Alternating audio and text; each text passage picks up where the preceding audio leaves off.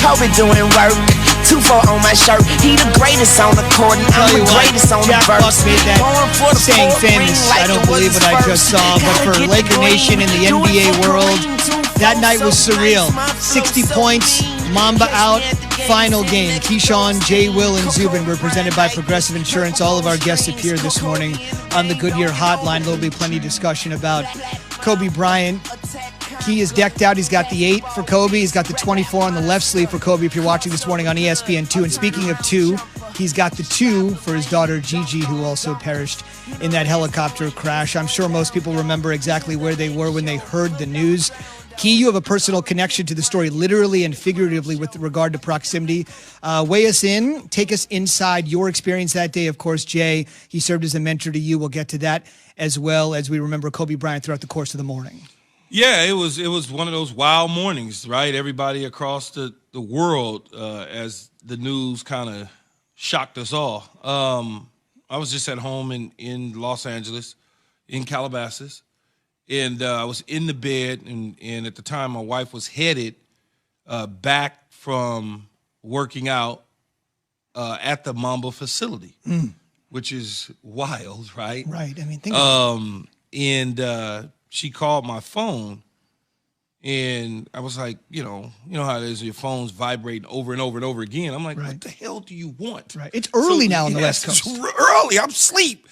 And so I'm like, oh, God. So I wake up, and she goes, you hear? So at that point, I'm like, hear what? And so I stand up, whatever. I get up in the bed.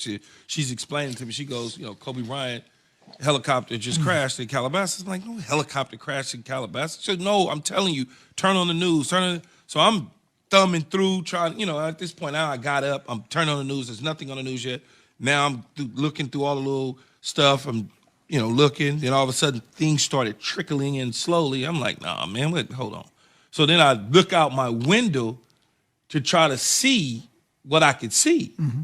And I can't see anything because it's cloudy. It's all the fog. Mm-hmm. So now I'm saying to myself, okay, she's like, it's behind our house, babe.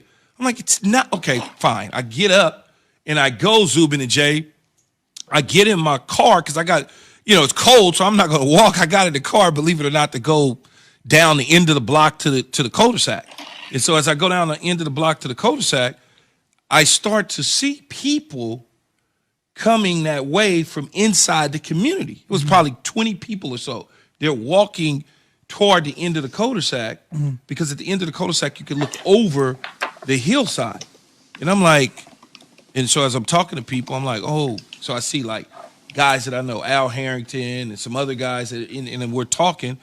And I'm like, oh, man. So then I get in my car, go out of the community to around the other way to Las Virgenes, which is the street that butts up to the hillside, which is about 150 yards from my backyard. Yeah.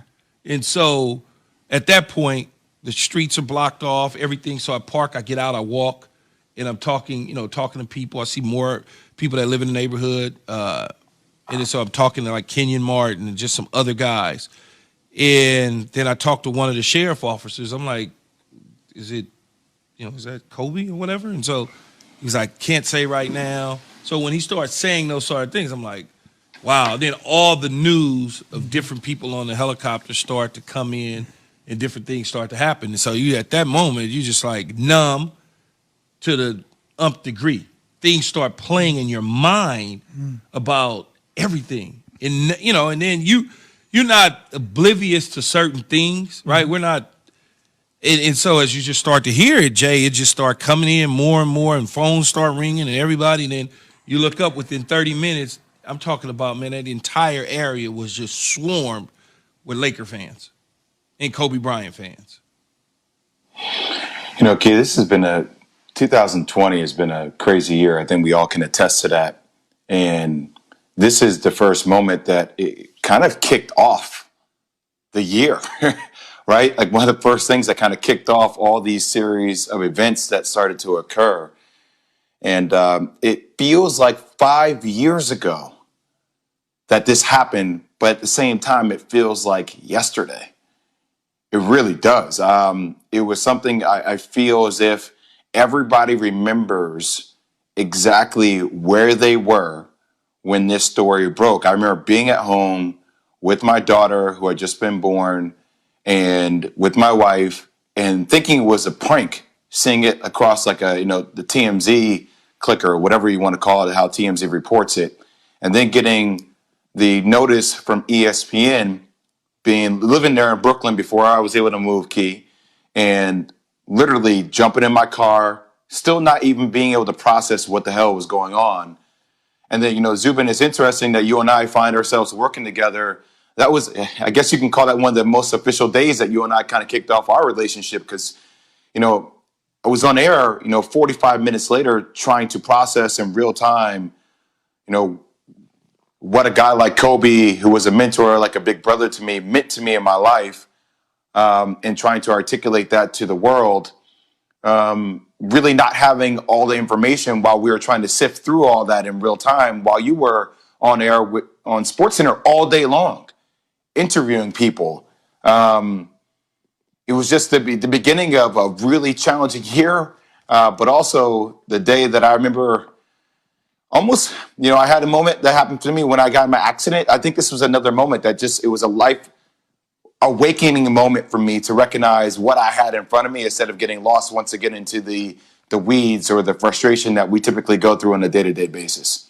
Last thing I would say is Kobe Bryant is the Lakers' all-time leader. The Lakers' all-time leader in points, minutes, and games. So it's a reflection, whether you're a casual fan or a hardcore Lakers fan, that Kobe gave you more memories in a Lakers uniform than any other Laker ever.